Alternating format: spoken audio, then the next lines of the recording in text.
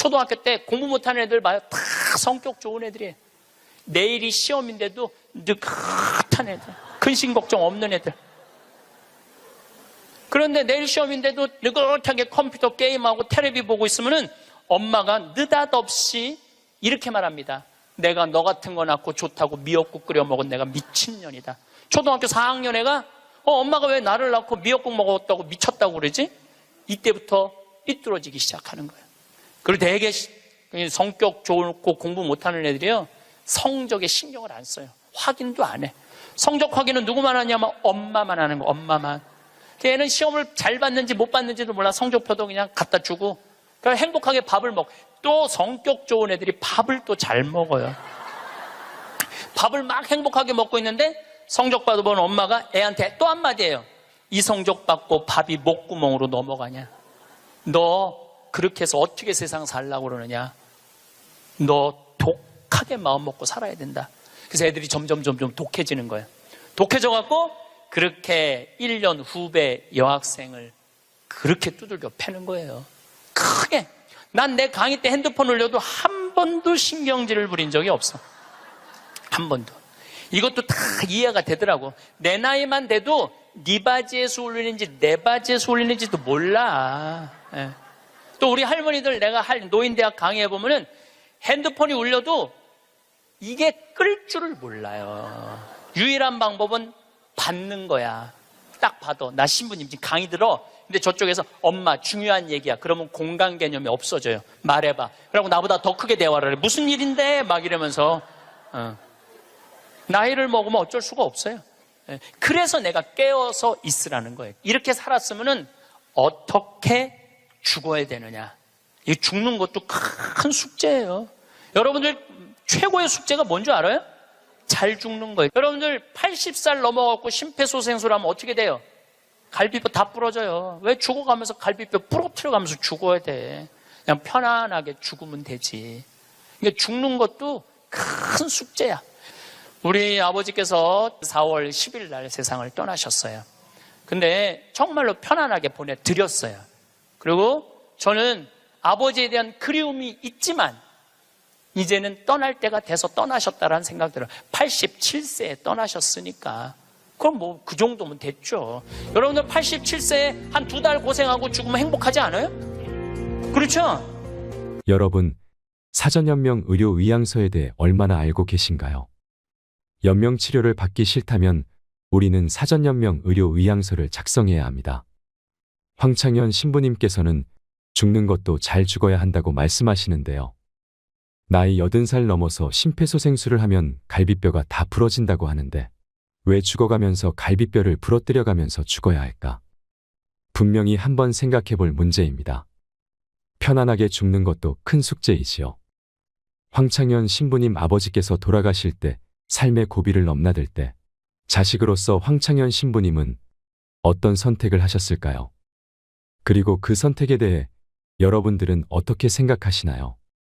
저는 황창현 신부님께서 아버지를 정말 사랑하셨구나. 아버지가 돌아가실 때 행복하시길 바라셨구나 하는 마음이 들었습니다. 영상 후반부에 있는 50대, 60대의 노후, 악착같이 안 살아도 되는 이유, 3억 집 한 채만 있으면 노후 걱정 없는 이유에 대해서도 꼭 끝까지 들어보셨으면 좋겠습니다. 황창현 신부님의 행복 특강, 지금 바로 시작하겠습니다. 영상이 마음에 드신다면 구독, 좋아요, 알림 설정 부탁드립니다. 참 예수님, 네, 우리는 출세해야지 행복하다고 생각하고 돈이 많아야지 행복하다고 생각하고 공부를 잘해야지 행복하다고 생각을 하는데 제 생각에는 오히려 출세 안 하는 게 행복하고 돈 적은 게 행복하고 공부 못하는 게 행복할 수 있어요. 생각을 좀 바꾸세요. 우리 집에 조카 손녀가 태어났어요. 이제 3살 됐는데 그 아이랑 같이 시간을 보내면은 그야말로 너무너무 재밌어요. 또 우리 누나가 만나면은 그렇게 주책스럽지 않은 여자인데 요즘 만나면은 손녀 얘기밖에 안 해요. 손녀가 뭐 말한 거, 행동한 거, 뭐, 또 우리 그 로사는 그 뱀을 참 좋아해요. 살아있는 뱀을 3살짜리가 목을 막 감고 막 뱀 만지고 도마뱀 만지고 아주 특이하네. 그렇게 뱀을 좋아해. 만지는 걸 참 좋아하고. 그래서 이제 그 아이가 하는 행동을 3살짜리인데 무슨 주사를 맞으러 가는데 의사 선생님한테 그랬대. 나는 씩씩해서 안 운다고, 선생님. 나는 안 운다고. 근데 대개는 이제 그러고도 우는데 얘는 주사를 딱 놨는데도 하나도 안 울고 딱 맞고 난 다음에 내가 안 운다고 그러지 않았느냐고. 너무너무 아이가 참 재밌고 정말 신비하죠. 그리고 그 할머니, 할아버지, 엄마, 아빠 또 나조차도 그 아이를 만나면 너무너무 즐거워요. 여러분들도 자식을 키울 때 그런 즐거움이 있었을 거예요. 근데 언제부터 원수가 되기 시작하냐면은 공부를 하면서부터 원수가 되기 시작해. 공부를 하면서부터. 그냥 그렇게 이쁘고 귀엽고 즐겁게 뱀 만지고 그냥 쭉 자라면은 걔하고 원수 될 일이 없을 거예요. 근데 공부를 시키는 순간부터 애한테 스트레스를 주는 거예요. 독해지라고. 너 그렇게 순해서는 안 된다고. 그러니까 애들한테 스트레스를 주기 시작하는 거예요. 제가 9월 10일 날 한국에 들어왔는데 처음 접한 소식이 뭐였느냐면 부산에서 9월 1일 날 여중생 15살짜리 총 7명이 14살짜리 1년 어린 여동생을 2시간 동안 때린 거예요. 이건 때린 정도가 아니야. 알루미늄 의자로 애를 내리치고 벽돌로 머리를 치고 소주병으로 얼굴, 눈을 가격을 하고 심지어는 담뱃불로 등어리를 찢기까지. 그래서 머리를 3바늘을 꼬매고 입안에도 3군데가 찢어져 갖고 3번. 그 사진을 보니까 애가 눈을 뜰 수가 없어. 너무 맞아갖고 눈을 뜰 수가 없어. 그것도 남자애들도 아니고 여자아이인데 그것도 15살. 이 15살이라면은 16살.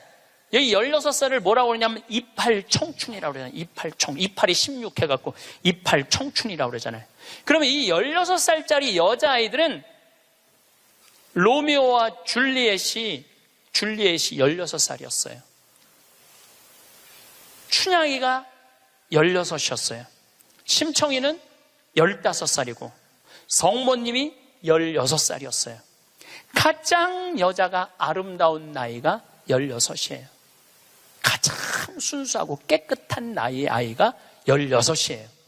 그리고 제일 예쁠 때가 16이라고 그래요.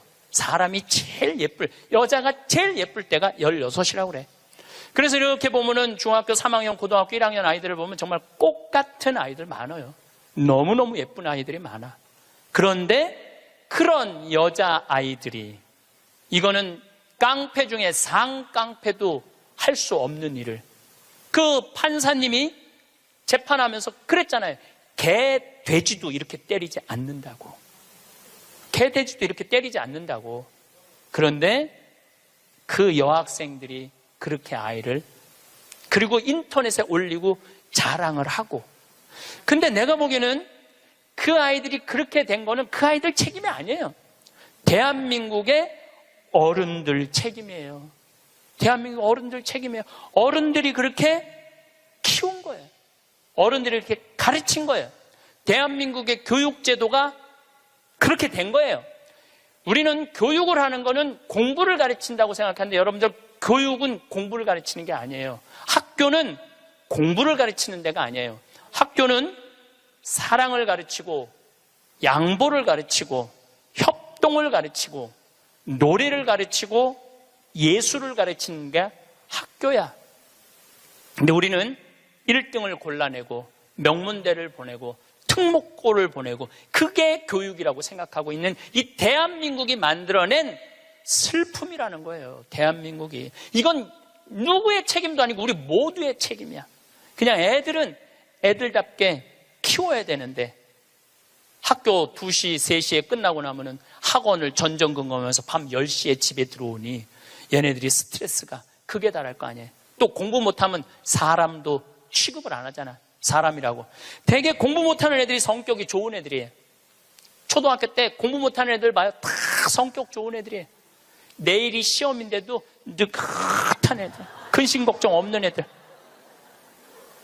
그런데 내일 시험인데도 느긋하게 컴퓨터 게임하고 텔레비 보고 있으면은 엄마가 느닷없이 이렇게 말합니다. 내가 너 같은 거 낳고 좋다고 미역국 끓여 먹은 내가 미친년이다. 초등학교 4학년 애가 엄마가 왜 나를 낳고 미역국 먹었다고 미쳤다고 그러지? 이때부터 삐뚤어지기 시작하는 거예요. 그리고 되게 성격 좋고 공부 못하는 애들이요, 성적에 신경을 안 써요. 확인도 안 해. 성적 확인은 누구만 하냐면 엄마만 하는 거. 엄마만. 걔는 시험을 잘 봤는지 못 봤는지도 몰라. 성적표도 그냥 갖다 주고 그냥 행복하게 밥을 먹고. 또 성격 좋은 애들이 밥을 또 잘 먹어요. 밥을 막 행복하게 먹고 있는데 성적 받아본 엄마가 애한테 또 한마디예요. 이 성적 받고 밥이 목구멍으로 넘어가냐? 너 그렇게 해서 어떻게 세상 살라고 그러느냐? 너 독하게 마음 먹고 살아야 된다. 그래서 애들이 점점 독해지는 거예요. 독해져갖고 그렇게 1년 후배 여학생을 그렇게 두들겨 패는 거예요. 이거는 애들의 문제가 아니에요. 대한민국의 어른들의 문제예요. 부탄의 교육부 장관이 그 주간에 한국을 방문해서 부탄 국민 행복지수 1위 나라예요. 그런데 이 교육부 장관이 정말로 대한민국 사람들한테 기가 막힌 얘기를 하고 갔어요. 부탄은 학교를 1등을 골라내는 곳이 아니라고 생각한다. 우리 교육은 아이들이 학교 와서 행복하고 즐겁게 놀고 사랑하고 양보하고 배려하고 질서를 가르치는 걸 우리는 교육의 목표로 생각한다. 근데 우리는 하버드 대학을 보내야 되고 서울대학을 보내야 되잖아요. 내가 그 얘기를 하니까 우리 후배 신부들하고 한 달에 한 번 모임이 있는데 후배 신부 하나가 그러더라고요. 신부님, 그 말 들어보니까 그래요. 어떤 아이가 엄마가 하버드대 그래갖고 애가 하버드대를 딱 합격하고 난 다음에 엄마한테 엄마 원하는 하버드대 갔어. 나 찾지 마. 그리고 사라졌대요. 아직까지 안 나타났대요. 아이가. 그러니까 하버드 대학은 누가 가고 싶었던 거야? 엄마가 가고 싶었던 거예요. 애가 가고 싶은 건 아니에요. 우리가 지금 뭔가 교육을 잘못하는 거죠. 여러분들 정말로 공부 못하면 불행할까요? 내 조카들은 그렇게 저지방 대학을 저지하겠다고 저지방 우유를 그렇게 먹었는데 다 저지방 대학교 나왔어요. 근데 우리 조카 애들은 다 행복해요. 우리 조카 애들이 제발 삼촌 방송에 우리 얘기 좀 하지 마 그랬는데도 내가 안 할 수가 없는 게 애들이 너무너무 행복해요. 우리 조카들은 내가 수원에 어머니 아버지 모시고 식사한다 그러면은요, 일주일 전에 얘기하면 100% 다 나와요. 그러니까 공부를 못하는 건 죄가 아니야. 그런데 가족 모임에 안 나오는 건 죄야. 그건 죄야. 가족 모임에 안 나오는 건 죄예요. 공부를 못하는 건 죄가 아니에요. 그럼 우리 애들이 다 저지방 대학에 졸업을 했는데 우리 애들이 지금 불행하게 사느냐? 우리 조카 애들은 6명이 다 친해요. 왜냐하면 우리 조카 애 중에 한 명만 서울대학을 나왔으면 그렇게 친하지 않을 거야. 똑같이 다 저지방 대학을 나와서 애들이 너무너무 친해. 그리고 우리 조카 애들은 직장 생활하는 애들이 한 명도 없어요. 왜냐하면 직장 생활에 이력서를 낼 만큼 스펙이 안 돼. 그래서 직장 생활하는 애들이 한 명도 없어. 그런데 돈도 잘 벌어요. 우리 누나 아들은 2가지 일을 하는데 나한테 자세하게는 얘기는 안 해도 내가 보니까 대충 1년에 1억 이상은 버는 것 같아요. 다른 애들도 다 결혼도 잘하고 결혼 생활도 잘하고 행복하게 살아요. 얘네들은 어렸을 때 공부 딱 보고 내가 그랬어요. 우리 형제들한테 공부를 못하는 건 죄가 아니다. 죄인 취급하지 말아라. 그래서 얘네들은 학원을 다니는 애들이 거의 없어. 그리고 공부 못한다고 욕먹은 애들이 없어. 그러니까 얘네들은 지방대학을 다녀도 전혀 부끄러워하지 않아요. 욕을 먹었어야지 부끄러워할까요? 욕을 먹었어야지. 욕을 안 먹으니까. 근데 이번에 우리 형 누나가 제일 위고 큰형이 있는데 큰형 아들이 대학을 졸업했어요. 물론 직장생활 못했죠. 근데 누나 아들이 그 형 아들한테 사촌이죠. 프란치스코와 클레멘스한테 내가 이걸 해보니까 이게 블루오션이다. 너 이거 한번 해봐라. 그리고 그 형이 보름 동안 다 시장 조사를 해주는 거야. 입지 조건까지도 다 조사를 해주고 나한테 보고를 했죠. 제가 한 5년 전부터 우리 형제들한테 우리 조카들이 이제 졸업하기 시작하는데 내가 보니까 얘네들은 직장 생활 못하고 다 장사할 것 같다. 근데 성격이 좋으니까 내가 보니까 장사에도 승산이 있을 것 같다. 그래갖고 개를 모았어. 한 달에 400만 원씩. 5년을 모았으니까 2억 5천을 모은 거죠. 우리 조카들은 내가 그랬어. 니네들 은행 들락날락 하면서 자괴감 느끼지 말아라. 니네 외삼촌 형제들이 다 돈을 모았으니까 가게 할 때 다 오픈, 다 돈 대줄 거다. 다 대줬어요. 또 얘네들 갚어. 그럼 그 돈 갖고 또 대주는 거죠. 그래 얘 뭐 얼마 7,800만 원 들어갔는데 다음날 딱 내가 통장은 내가 갖고 있어요. 다른 사람이 갖고 있으면 무슨 일이 나잖아. 내가 갖고 있는 거예요. 통장 이름이 사랑의 황씨 통장이야. 사랑의 황씨 통장. 7,800만 원 딱 보냈어요.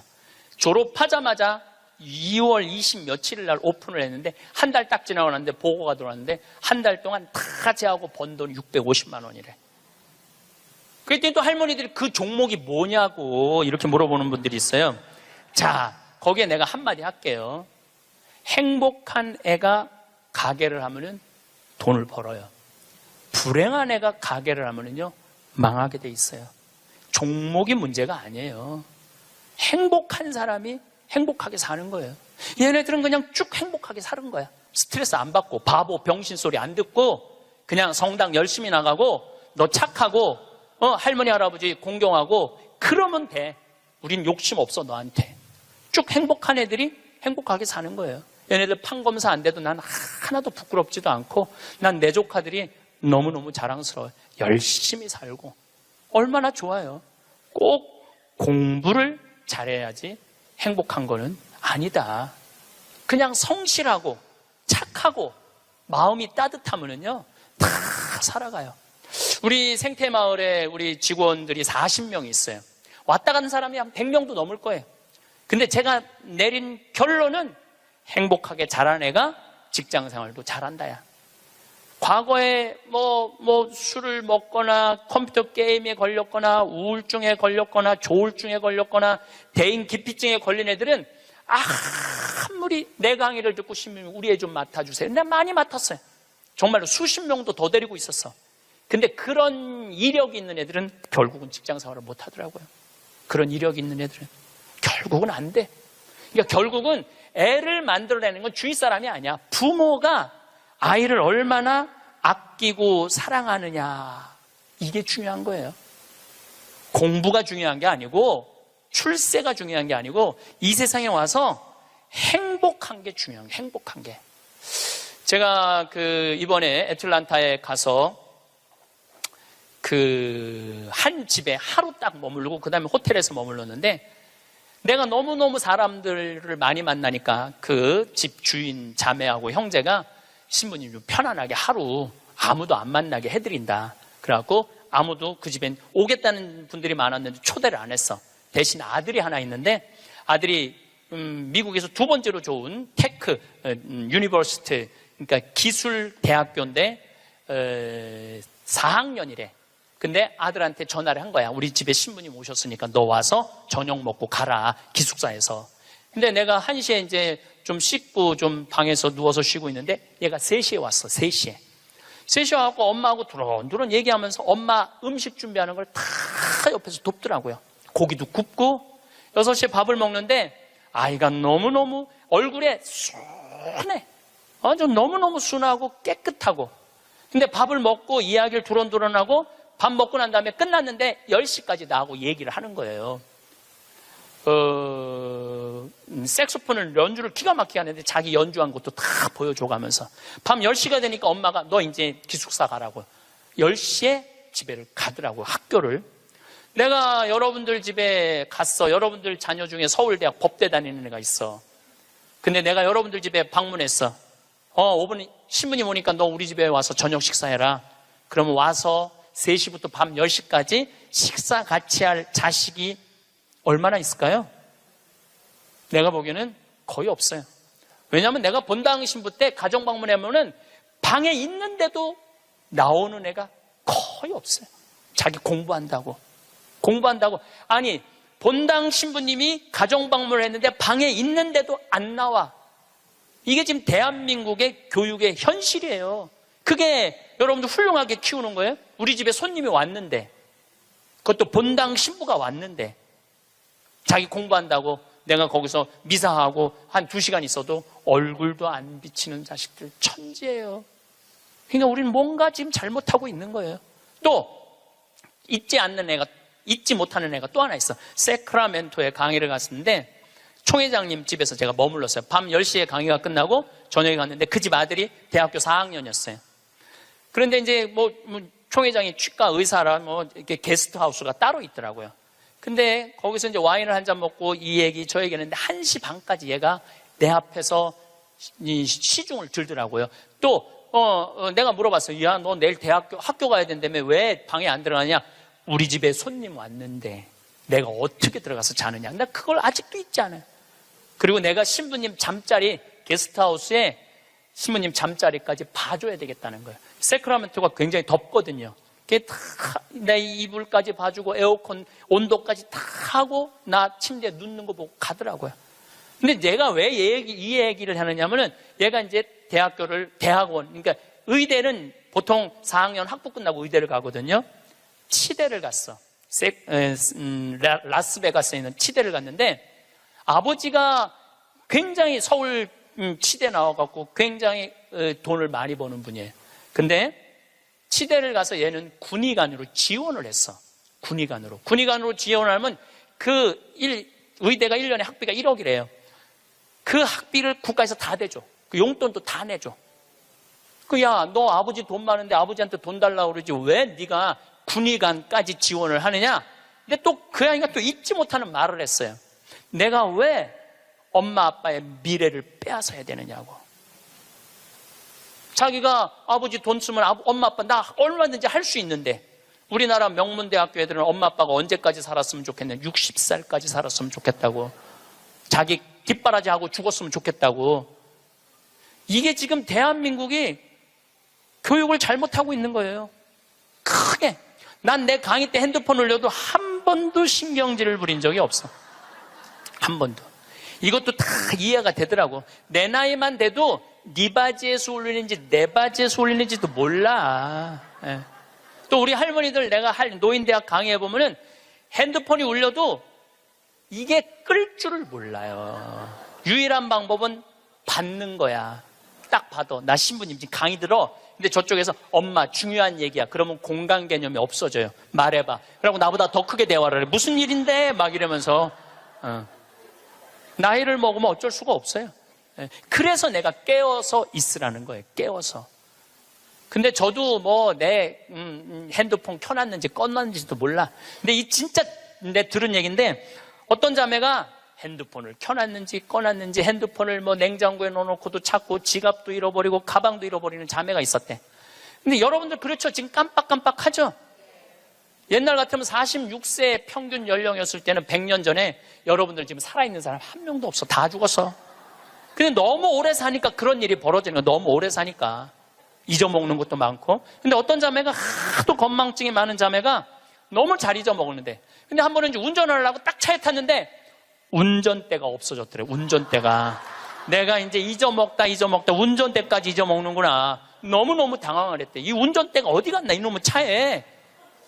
한참을 찾고 정신을 차려보니까 앞문으로 타야 되는데 뒷문으로 탄 거야. 뒷문으로 타갖고 거기서 운전대를 찾고 앉아있어. 이게 앞문인지 뒷문인지도 모르고서 이게 너무 오래 살아서 그래. 너무 오래 살아서. 어쨌거든 이 친구가 한국의 평창에 와갖고 내가 또 장어도 사줬어요. 근데 이미 벌써 치대를 졸업하고 한국에 와서 용산에서 근무를 하고 이제 돌아가서 의사를 개업을 했다고 그래요. 내가 외국에 이렇게 다니면 경쟁이 없는 나라 애들이요 부드러워요. 따뜻해요. 경쟁이 없는. 근데 경쟁이 있는 데를 가보면요 너무너무 살벌해요. 근데 대한민국은 나라 전체를 경쟁으로 만들어 놨잖아요. 나라가 살벌한 거예요. 나라가. 또 이 프랑크푸르트에 유럽에 강의를 갔는데 그 가족들도 내가 잊지 못해. 내가 프랑크푸르트 주교자 성당에 가서 미사를 좀 봉헌하고 싶다 그러니까 엄마가 이 독일어가 유창하지 않았던 거죠. 아들하고 딸한테 연락을 하더라고. 딸은 학교 선생님, 아들은 법대인지 의대를 다니는데 신부님 안내 좀 하라고. 두 아이가 나와서 나를 안내를 하는데 기가 막히게 안내를 하더라고요. 그리고 너무너무 음식도 잘 시키고 하나하나 설명을 해주는데, 대한민국에서 여러분들 내가 명동에 가갖고 좀 명동 구경 좀 하고 싶으면 여러분들 자녀 중에 신부님 좀 안내 좀 하라고 그러면 여러분들 아들 중에 엄마가 가서 해. 내가 가서 해. 그러니까 이게 이 영어로 말하면 우리나라 애들은 프렌들리하지 않아요. 다정하지 않아요. 다정하지가 않아. 애들을 보면 굉장히 불편해, 애들이. 지금 이러니 대한민국이 그런 지금 이 자기 1년 후배를 벽돌로 머리를 깨고 소주병으로 때리는 애들이 앞으로 만들어갈 세상은 어떤 세상일 것 같아요? 지금 대한민국이요, 교육제도를 바꾸지. 제가 아까 1000년, 100년, 10년, 2030년, 2040년 얘기하죠? 완전히 새로운 세상이 되고 있어요. 지금 공부 잘한다고 좋은 세상은 끝났어요. 행복한 사람이 많아야지 행복한 나라가 되는 거예요. 그러니까 여러분도 행복한 나라를 가꿔야 돼요. 행복한 나라를. 나는 자연인이다라는 프로 어때요? 보셔요? 산에 가갖고 그분들 아마 사업 망하고 건강 해치고 이런 분들이에요. 근데 그분들 물론 선택해서 가는 거겠지. 이 방송사에서 조금 조작도 있을 거예요. 그렇지만은 제가 보기에는 그 나는 자연인이다, 그분들은 명예도 재산도 권력도 돈도 없는 사람들이야. 근데 그 사람들 행복해 보여, 안 행복해 보여? 행복해 보이죠? 국회의원들 지금 그 사람들 여러분 보면 행복해 보여, 안 행복해 보여? 그러니까 우리는 행복의 기준이 바뀌어야 돼. 신부님 말씀대로 성주순례도 가고 맛있는 것도 사 먹고 다 했는데 돈 다 썼는데 그때도 안 죽고 주머니에 돈 한 푼 없으면 어떻게 해요? 그때는 여러분들 어떻게 하면 되느냐면 집에 가만히 앉아 있으면 돼요. 그때는. 근데 문제는 뭐가 문제냐면은 나중에 쓰려고 지금 가만히 있는 분들이 많아요. 나중에 쓰려고. 근데 내가 이렇게 얼굴을 보니까 돈 쓸 수 있는 마지막 얼굴들이야. 나중에 어디서 나중에. 지금 안 쓰면은 나중에는 더 못 써요. 지금 안 쓰면 나중에 더 못 써요. 그러니까 지금 쓰세요. 성주순례도 가고, 한국도 지난 목요일 날 우리 직원들 데리고 민둥산에를 갔었어요. 정선에. 너무너무 잘 해놨어. 내가 뭐 전 세계를 다니면서 대한민국처럼 등산 잘할 수 있도록 꾸며놓은 나라도 없어요. 대한민국처럼 등산할 수 있도록 꾸며놓은 나라도 없어요. 또 그거 끝나고 난 다음에 정선에 레일 바이크라는 걸 우리 직원들 40명하고 탔어요. 이야, 신나더라고요. 우리나라도 다닐 때가 너무너무 많아요. 그리고 여러분들이, 제가 한 10년 전에 할머니들이 용돈이 5만 원 나올 때가 있었어요. 내가 그때 할머니들한테 뭐라고 그러냐면 5만 원 다 닦아 써라. 조금 있으면 10만 원 나올 거니까. 10만 원 올랐죠? 다 닦아 써라. 조금 있으면 20만 원 나올 거다. 지금 20만 원 나오죠? 다 닦아 쓰세요. 5년 후에는 최소한 60만 원, 70만 원 나와요. 5년 후에는 내가 자신 있게 얘기할 수 있어요. 그리고 그렇게 가야 되고, 그렇게 가야 돼요. 그래야지 여러분들도 행복하게 살 거 아니야. 우리나라가 경제 규모가 작으면 내가 이런 말을 감히 못해요.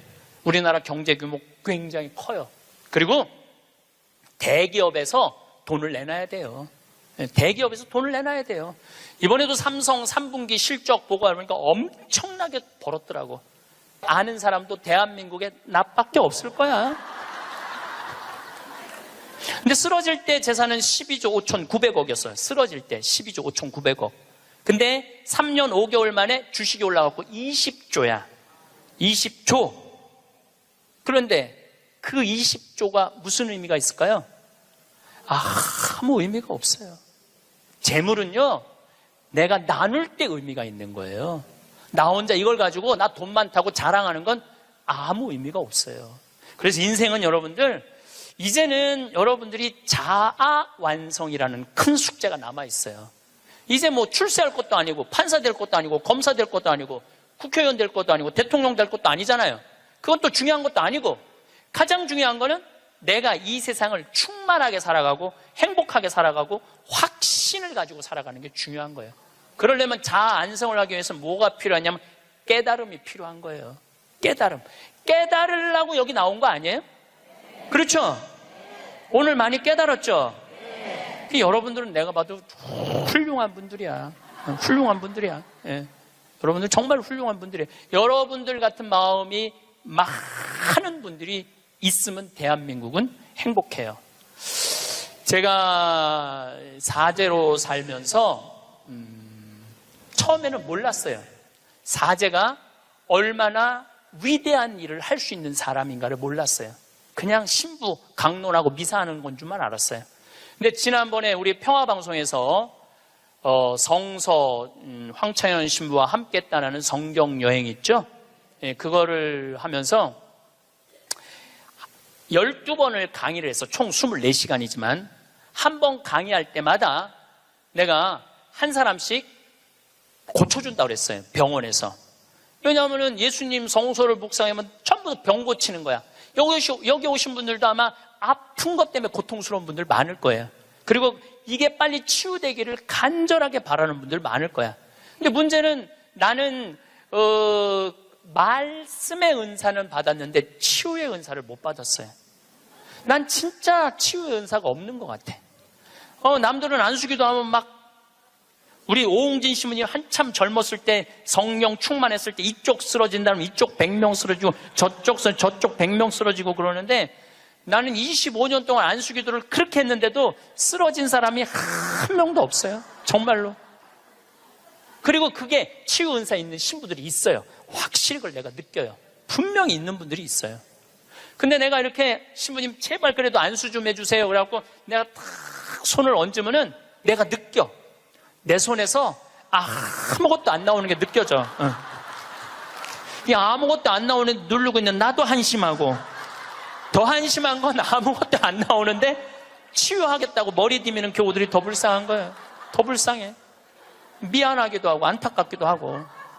그런데 12명을 수술을 해주겠다고 빈센트 병원하고 연락을 했는데 정말로 놀라운 거는 돈이 8천만 원이 들어가요. 12명 수술해 주는데 병원에서 반 부담하고 내가 반 부담하는 거니까 8천만 원이 들어가는데 그 돈이 마지막에 얼마까지 들어왔느냐면 8,150만 원까지 들어왔어. 그래갖고 내가 150만 원도 스님한테 보냈어. 신부님 8천만 원이라는데 150만 원은 왜 보냈습니까? 들어왔으니까. 돈이 들어왔으니까. 이거 가지고 과일 사서 보내고 수술한 사람들 영양제 사서 보내라고 병원에서 그 150만 원 갖고 12명한테.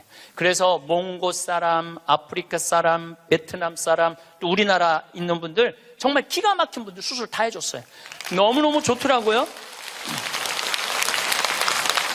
아주 쑥스러우네. 내가 박수 받으려고 그러는 게 아닌데. 내가 한 게 아니에요. 내가 한 게 아니고 교우들이 보내준 거예요. 내가 한 게 아니고. 제가 뭘 깨달았느냐 하면은 내가 하지 않아도 내가 통로가 된다는 걸 깨달아서 통로가. 그런데 더 놀라운, 이건 박수 받을 게 아니라 더 놀라운 거는 그 성경 여행에 그걸 보면서 할머니들이 돈을 보내준 거야. 할머니들이 돈을 보냈는데 그 할머니 아마 돌아가셨을 수도 있어. 전라도 광주에 있는 할머니인데 평창에 피정을 오셨어. 신부님, 저 온몸에 암이 다 퍼졌습니다. 아마 2달, 지난 6월 달에 와서 할머니가 나한테 한 얘기예요. 2달, 3달밖에 못 살 것 같습니다. 그런데 제가 나는 죽어도 신부님이 죽어가는 사람 수술해 주는 거 방송을 통해서 봤습니다. 제가 신부님 평생 모은 돈 2천만 원을 8월 며칠이면 그걸 탄대. 그걸 보내드릴 테니까 저는 죽지만은 신부님 2사람 살려달라고 돈을 보냈어. 2천만 원을 8월. 나는 이제 뭐 미국에 있었으니까 한국에 들어와 보니까 돈이 들어와 있었더라고, 할머니가. 그리고 그걸 보고 또 돈이 많이 들어왔어. 하여튼 많이 또 들어왔어. 그래갖고 스님한테 또 연락을 해갖고 수술해 주라고 그랬더니 또 8명을 또 수술을 해줬어요. 그래서 이제 다음 주 목요일 날 평화방송하고 수요일 날인가 보다. 다음 주 수요일 날 평화방송하고 전달식 돈 4천만 원이면은 8명을 수술해 줄 수 있는 거. 4천만 원이면은 저는 한 푼도 안 냈어요. 저한테 박수 치지 마세요. 저는 한 푼도 안 냈어요. 근데 제가 뭘 깨달았느냐 하면은 내가 좋은 지향을 가지고 저는 이런 일을 하고 싶습니다. 이렇게 도와주고 싶습니다. 내 이 지향을 가지고 살면은 하느님이, 그리고 하느님을 사랑하고 하느님 나라를 사랑하는 교우들이 도와주는구나. 그러니까 내가 심부름의 역할은 할 수 있는 거 아니냐. 그런 걸 깨달으니까 이제 어려운 데를 찾아서 도와주게 되더라고요. 근데 놀라운 거는 이제 얼마 전에는 외방선교에서 필리핀 바기오라는 곳에서 이상원 배다라는 젊은 신부가 10년 동안 거기 농민들을 위해서 살았대. 유통 시스템을 하고 싶대. 냉동차가 있으면은 마닐라로 그 농사진 걸 보낼 수 있대. 그래서 그것도 또 5천만 원을 도와줬어요. 근데 내 돈으로 도와주는 게 아니에요. 도와주라고 보내주는 분들이 너무너무 많은 거야. 그래서 아마 다음 달에는 내가 이제 동영상을 여러분들 보면은 기가 막힐 거예요. 아프리카 잠비아에 지금 이루어지고 있는 일들을 보면은 기가 막힐 거예요. 그래서 여러분들도 내가 왜 사는지 그걸 깨달아야 돼. 내가 왜 사는 이유가 있을 거 아니에요. 그냥 살아? 내가 하다 못해. 여러분들 자식들한테도 성당 나오는 자식들한테, 성당 안 나오죠, 자식들. 여러분들은 전부 다 열심히 한 분들 아니야. 그럼 제일 고민이 뭐야? 자식 성당 나오는 거 아니야. 그렇죠? 성당 나왔으면 좋겠어. 근데 애들은 성당 나가기 싫어. 먹고 살기도 바쁘고 성당 나가면 이거 해라 저거 해라 싫어. 그래서 성당 나가기 싫은데 오래간만에 엄마네 집에 갔는데, 어머니네 집에 갔는데 80 넘은 어머니가 웃으면서 얘기해도 성당 나갈까 말까 한데 머리는 하얗고 얼굴엔 주물이 자글자글하고 웃어도 이쁠까 말까 한데 거기다 인상을 써가면서 성당 좀 나와. 어떤 놈이 성당 나가고 싶어? 더 나가기 싫지. 근데 여러분들 그렇게 말하면 그건 성교가 아니에요. 아들이 오래간만에 오잖아요. 얘야, 내가 하느님을 믿으니까 참 행복하다.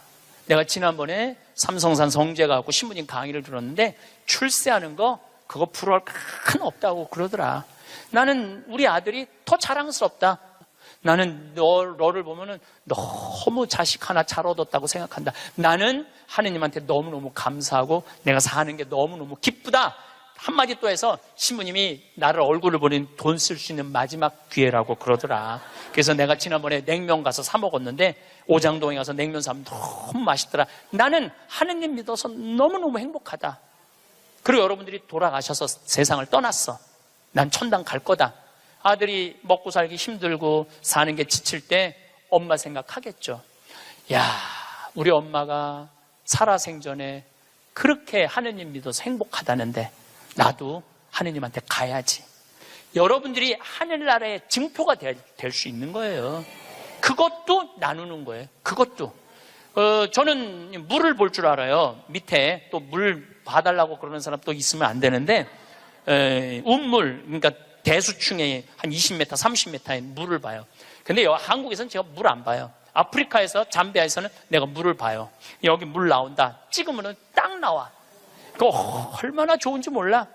내 능력으로 여기에 우물을 팔 수 있는 자리를 찍어낼 수 있다는 게 얼마나 좋은지 몰라요. 얼마나 좋아. 그러려면 뭐를 해야 돼? 공부를 해야지. 그냥 봐. 배워야지. 내가 그래서 물 보는 책을 2권, 3권을 사서 읽었어요. 수맥 보는 방법을. 그 논문으로도 나왔더라고, 그게. 그냥 하는 게 아니라 논문으로 나왔더라고, 논문으로. 그러니까 내 차에는 항상 그 은 막대가 있어요. 그거 다 보기 쉬워요. 하나 깨달으면 하나 나눠줄 수 있잖아. 그러니까 여러분들도 공부하라는 거예요. 공부. 신부님 어떻게 공부를 해요? 이 유튜브가 대학교예요.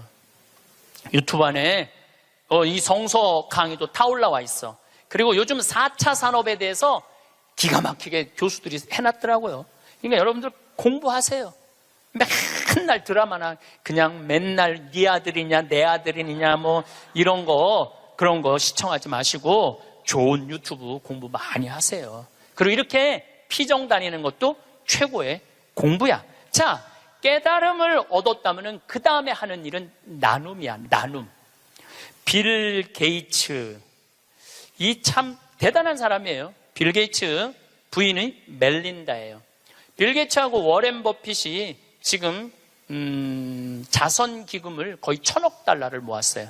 그런데 빌 게이츠는 돈을 벌고 멜린다라는 부인은 자선 사업을 해요. 아프리카에 말라리아, 에이즈.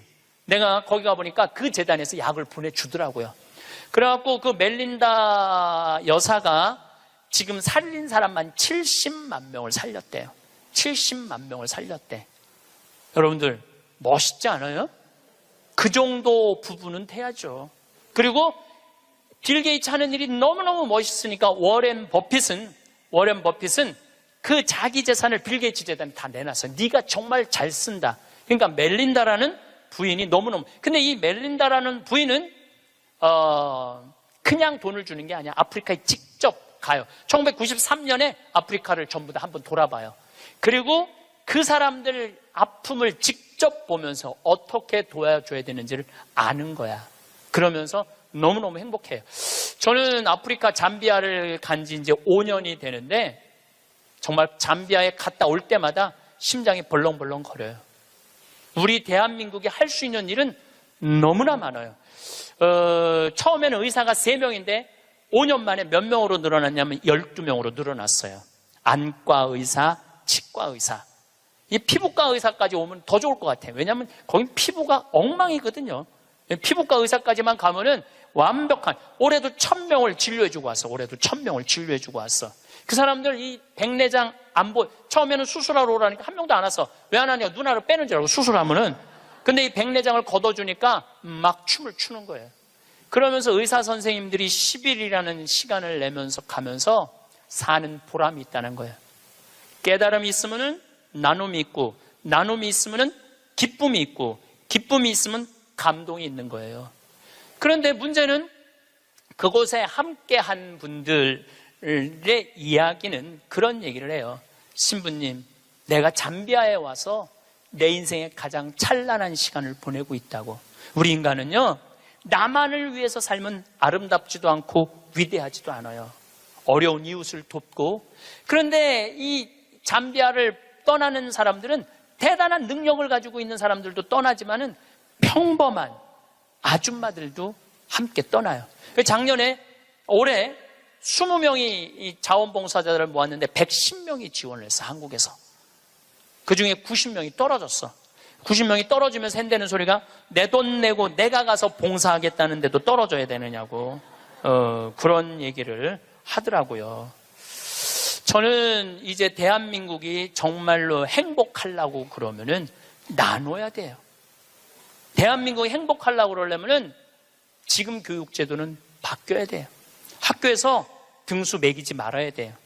학교에서 지금 고등학교 애들 음악 시간, 체육 시간 없애고 있어요. 공부해야 된다고. 내가 보니까 정신 나간 짓이에요. 아이들이 노래를 하면서 공을 차면서 사회성을 배우는 거예요. 책상에 앉아고 공부만 하잖아요. 얘네들은 아무것도 쓸데 없는 애들이에요. 여러분들 공부 못하면 신부님 뭘 먹고 살아요? 지금 대한민국의 공장에 외국인 노동자가 150만 명이에요. 우리 형님도 공장을 운영하는데 외국인도 한 달에 240만 원을 줘야 된대요. 그러면은 내가 펜대 굴릴 생각 안 하고 몸으로 해갖고 여러분들 지금 공장에 가면은 천지가 돈 200~300만 원 다 받아요. 근데 우리는 뭐만 배웠어? 공부만 배웠고 출세만 배웠고 최고 높은 자리에 올라가는 것만 배웠어. 공장에서 일하는 건 용납을 할 수가 없는 거야. 자존심 상해서. 그래서 명문대학교 나온 애들 50%가 취직이 안 된 애들이 집에서 놀고 있는 거야. 누구 거 빼먹고 살아? 엄마 아빠 미래를 빼먹고 살고 있는 거예요. 엄마 아빠 미래를. 근데 이게 왜 그러냐면 대한민국이 잘못 키워서 그래요. 잘못 키워서. 몸으로 사는 거는 결코 나쁜 게 아니에요. 몸으로 사는 것처럼 솔직하고 정직한 게 없는 거예요. 그래서 여러분들도 정말 애들을 공부로 가르치지 말고 사람을 가르치는 교육을 저는 했으면 참 좋을 것 같아요. 이제 다음 마지막으로 이렇게 살았으면 어떻게 죽어야 되느냐. 이 죽는 것도 큰 숙제예요. 여러분들 최고의 숙제가 뭔지 알아요? 잘 죽는 거예요. 잘 죽는 거. 이 내년 2월 달부터 사전 의료 의학 지향서. 그러니까 나는 사전 연명 의료 그거를 이제 나는 이제 죽을 때 연명 치료 안 한다. 그게 법으로 통과됐어요. 법으로 통과가 되었고 내년 2월 달부터는 나는 암에 걸렸다. 그러면은 더 이상 치료 원하지 않는다. 말기 암. 더 이상 치료 원하지 않고 심폐소생술 안 한다. 여러분들 80살 넘어갖고 심폐소생술 하면 어떻게 돼요? 갈비뼈 다 부러져요. 왜 죽어가면서 갈비뼈 부러뜨려가면서 죽어야 돼? 그냥 편안하게 죽으면 되지. 그러니까 죽는 것도 큰 숙제야. 우리 아버지께서 4월 10일 날 세상을 떠나셨어요. 근데 정말로 편안하게 보내드렸어요. 그리고 저는 아버지에 대한 그리움이 있지만 이제는 떠날 때가 돼서 떠나셨다라는 생각 들어요. 87세에 떠나셨으니까 그럼 뭐 그 정도면 됐죠. 여러분들 87세에 한 2달 고생하고 죽으면 행복하지 않아요? 그렇죠? 그래서 다음 시간에는 어떻게 하면 잘 죽을까 이 얘기를 나누도록 하겠습니다. 감사합니다. 여러분은 노후 준비가 얼마나 되셨나요? 오늘은 50대, 60대 분들 개개인의 노후 자금에 대해서 따져보려고 합니다. 생각보다 노후가 비관적이지만은 않다는 내용인데요. 끝까지 다 들어보시면 노후 불안이 많이 줄어드는 시간이 되실 거라 생각합니다. 50대, 60대의 노후, 악착같이 안 살아도 됩니다. 3억 집 한 채만 있으면 노후 걱정 없습니다. 미디어나 유튜브를 보다 보면 전문가라는 사람들이 노후를 안정적으로 보내려면 자산이 10억 정도는 있어야 한다. 한 달에 500에서 600만 원 정도는 안정적으로 들어와야 한다. 이런 얘기를 하는 영상들을 보셨을 겁니다. 뭐 개인의 씀씀이가 각자가 다 다른 거라서 이런 주장을 하는 전문가들의 말이 모두 틀렸다고 말할 수는 없겠지요. 다만 우리 서민들 입장에서는 턱이 없는 금액입니다. 자산 10억이면 우리나라 상위 10% 이상의 부자들이기도 하지요. 현역에서 열심히 일할 때도 한 달에 500만 원, 600만 원 못 버는 경우가 많았는데 노후에 매달 저 정도 들어와야 한다는 건 완전 딴 나라 얘기처럼 들리지 않으신가요? 그런데 전문가라는 사람들이 왜 저런 얘기를 하는 걸까요? 이들은 대부분 금융업계에 종사하는 사람들이거나 아니면 금융 관련 컨설팅으로 먹고 사는 사람들입니다. 그러니 우리 같은 금융 전문가에게 컨설팅을 받으려면 최소 저 정도 금액은 있어야 한다고 가이드라인을 제시하는 게 아닐까 싶습니다. 돈 있는 부자들에게 저 정도는 부담 없는 금액일 것이기 때문입니다. 우리 같은 서민들을 고객으로 받아봐야 큰 돈이 안 됩니다.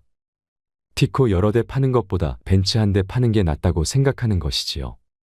그 전문가라고 하는 사람들을 자세히 들여다보면 돈 있는 부자들을 고객으로 모시려고 본인 영업하는 거라는 생각이 듭니다. 솔직히 왜 저러는지 이해가 되지 않습니다.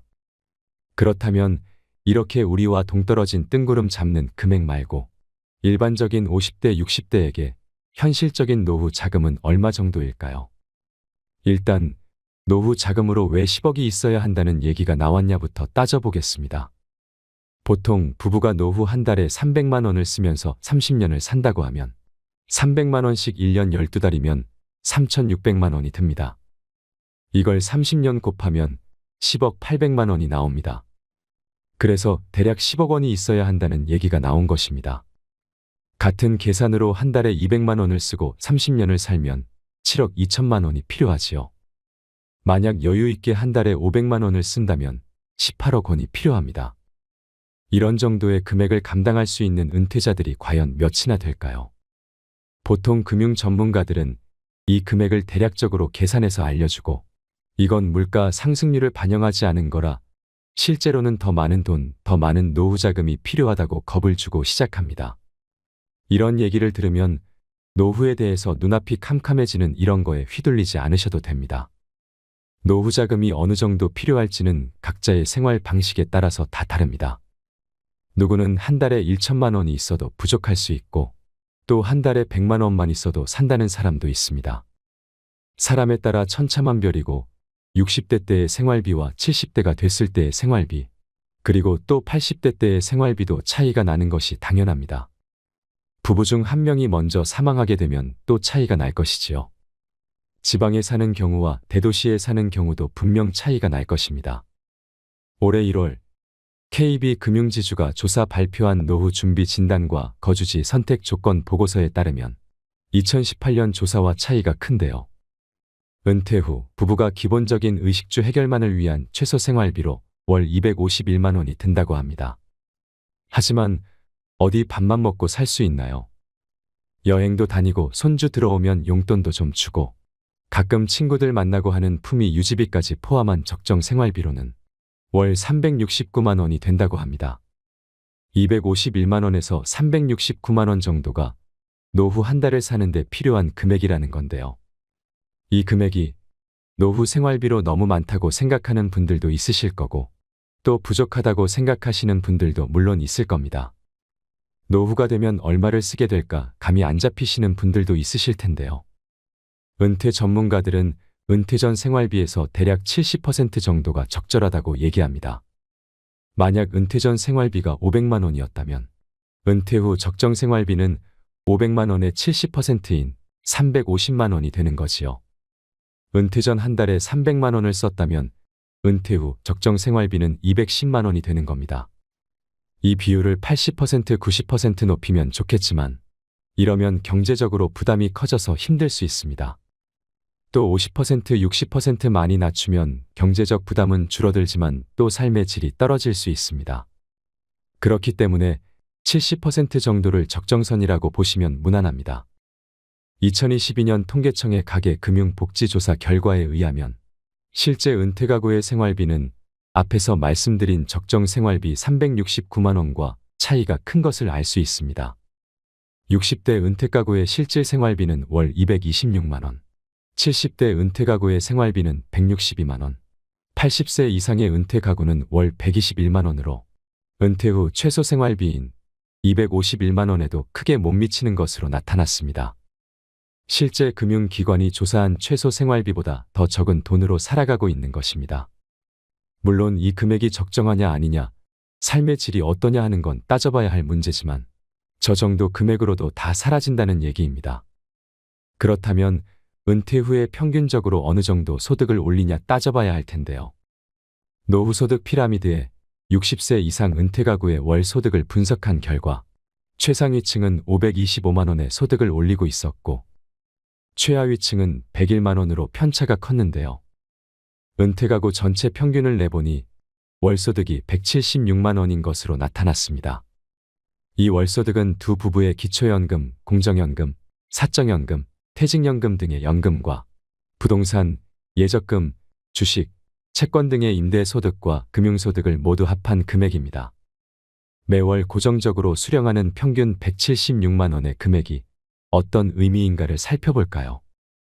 방금 전 노후 필요자금 계산한 방식으로 계산을 해보겠습니다. 65세부터 연금이 나오니 그때부터 25년을 계산해보면 176만 원 곱하기 12개월이면 2112만 원으로 1년에 이만큼 나오고 이걸 25년으로 계산하면 5억 2800만 원이 됩니다. 지금까지 평균적으로 살아오신 50대, 60대 분들이라면 일단 이 정도는 기본적으로 확보하고 있다는 얘기입니다.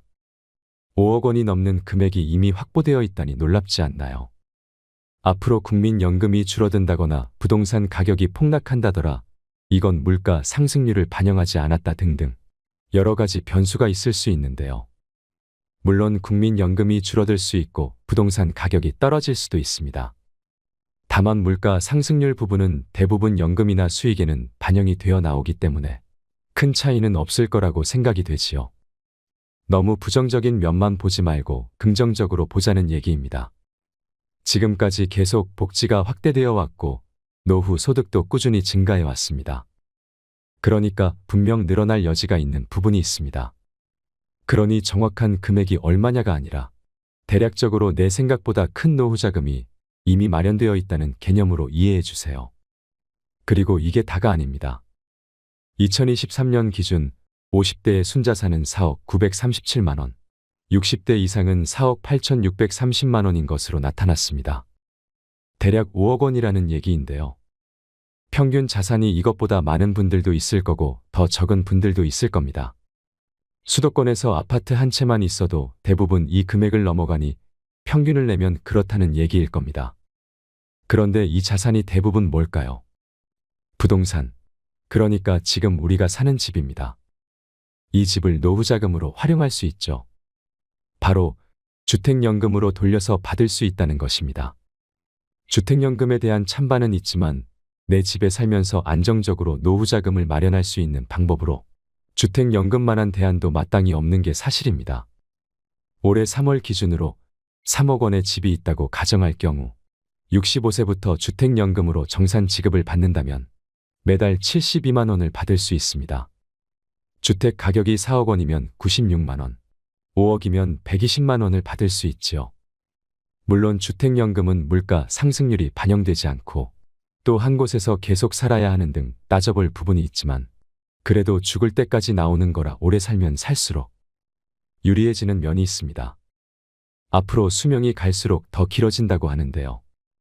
건강하다면 가입하는 게 유리합니다. 아까 은퇴 가구의 평균 수입이 매달 176만 원이라고 했는데 여기에 주택연금까지 같이 수령한다고 계산하면 주택 가격 3억의 경우 수입 176만 원에 주택연금 76만 원을 더하면 매달 248만 원을 받는 것입니다. 주택 가격이 3억만 넘어도 월 최소 생활비 251만 원에 근접하는 생활비를 받을 수 있는 것입니다. 주택 가격이 4억이 경우 96만 원을 더해서 272만 원. 주택 가격이 5억이면 120만 원을 더해서 약 296만 원을 매달 받는 게 되지요. 이 정도를 매달 받을 수 있다니 갑자기 안심이 되지 않나요? 집을 자식 물려주지 않고 노후 자금으로 활용하면 노후 걱정이 정말 많이 줄어듭니다. 그러니 집은 자식에게 물려준다는 생각은 지금부터 버리세요. 노후 적정 생활비는 조사 기간마다 조금씩 차이가 있긴 합니다.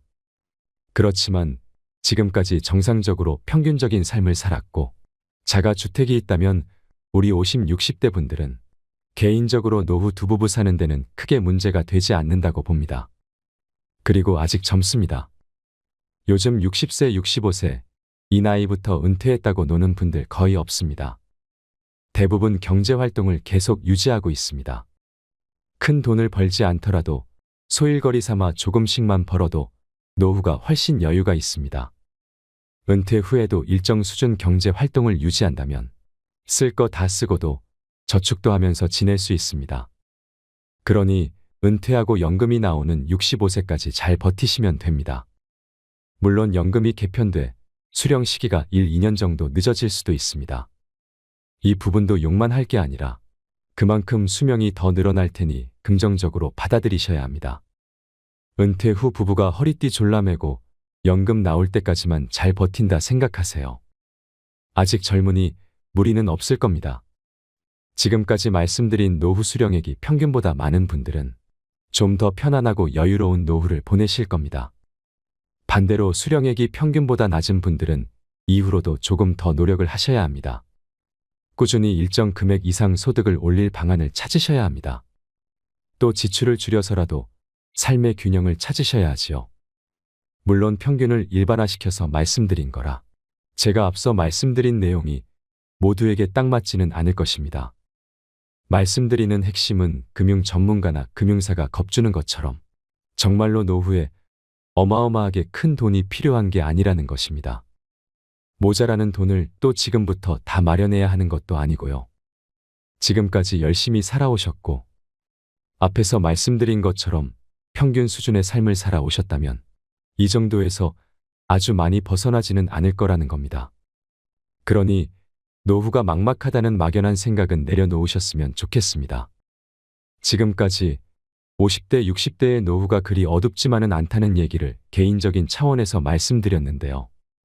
말이 나온 김에 배우자분과 함께 국민연금, 퇴직연금, 개인연금 등 받을 연금이 얼마인지 그리고 주택연금을 신청하면 얼마나 받을 수 있나 하는 부분도 확인을 해보시길 바랍니다. 확인해 보시면 지금까지 하던 막연한 노후 걱정보다는 현실이 더 괜찮다는 생각이 드실 겁니다. 저도 확인해 보니 많이 안심이 되더라고요. 여러분들의 여유롭고 편안한 노후를 응원하겠습니다. 이상으로 책틀맨이었습니다. 영상 끝까지 봐주셔서 감사드립니다.